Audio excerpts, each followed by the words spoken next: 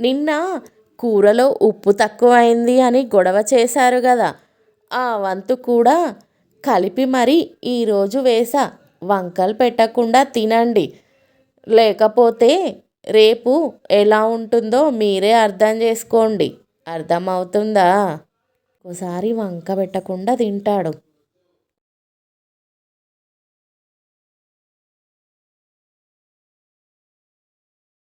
నా మాట అంటే నీకు లెక్కే లేదు. నీకు అసలు నేనేం మాట్లాడుతున్నానో తలకెక్కించుకోవేమిటి?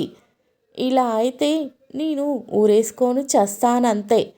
సర్లే కానీ ఈ రిమోట్ ఛానల్ మారి చావట్లేదు.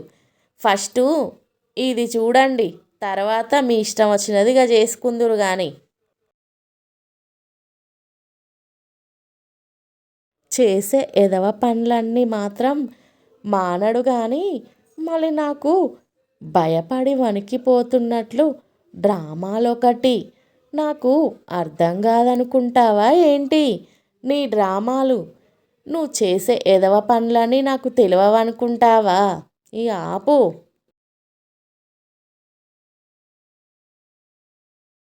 తూ, ఈ మధ్య వంట దరిద్రంగా ఉంటుంది. బహుశా నీ నాలుకే పాడై ఉండొచ్చేమో. నా వంటకేమైంది అంత మంచిగుంటే? ఈ నాలుక ఎలా ఉందో ఏమో ముందు డాక్టర్తో చెక్ చేయించుకో, అప్పుడు తెలుస్తుంది.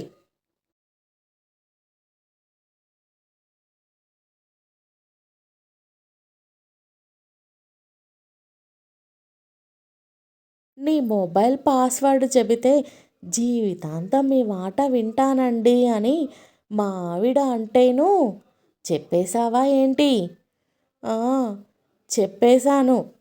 అందుకే కదా చూడు ఎలా అయిందో నా పరిస్థితి. ఇలాంటివన్నీ నమ్మితే ఎలా చెప్పు? అట్లనే చెప్తారు, మనమే అర్థం చేసుకోవాలి.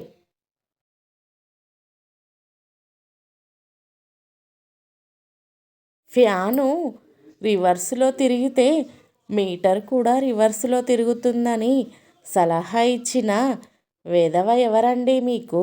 కరెంటు ఛార్జీలు పెరిగినంత మాత్రాన ఇట్లా చేస్తే కరెంటు బిల్లు ఏం తక్కువ రాదండి. ఏడవకే తల్లి, అదే తిరిగి వస్తుంది లేవే.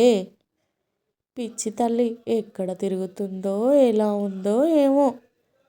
ఏడవకే అక్క, నువ్వేడుస్తుంటే నాకేడుపు వస్తుందే.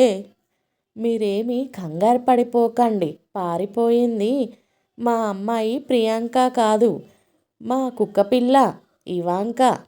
అయ్యో, దానికా ఇంత కంగారు పడేది? రైస్ మిల్ ఓపెనింగ్ అంటే రిబ్బన్ కటింగ్ అనుకున్నా. ఇలా మొదటి బస్తా లారీలో వేయమంటారని అనుకోలేదు. లేకపోతే రానే రాకపోదును. ఏం చేద్దాం, టైం బ్యాడ్ అయితే ఇట్లనే ఉంటుంది. బంగాళదుంప కాకరకాయ కాంబినేషన్ నీకు ఆ కూర నేర్పించింది ఎవరు? పక్కింటి పార్వతినా, లేకపోతే వెనకింటి జానకా? ముందు ఆ విషయం చెప్పు, తర్వాత చేద్దువు కానీ వంట. ఎవరు నీకు నేర్పించింది?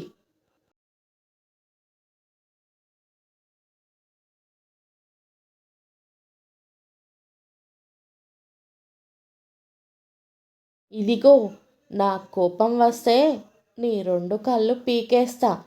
అప్పుడు టీవీలో సీరియల్ చూడలేక చస్తావు. ఆ, అంటే నేను పీకేయలేనా? నీకు కోపం వస్తే నేను కూడా పీకేస్తా నీ కళ్ళు. పెట్రోల్ ఖర్చులు అస్సలు ఉండవని వాడు చెప్పగానే మంచి చెడు చూడకుండానే కొనేయడమేనా? అసలు చూడవా, తెలుసుకోవా కొనేటప్పుడు?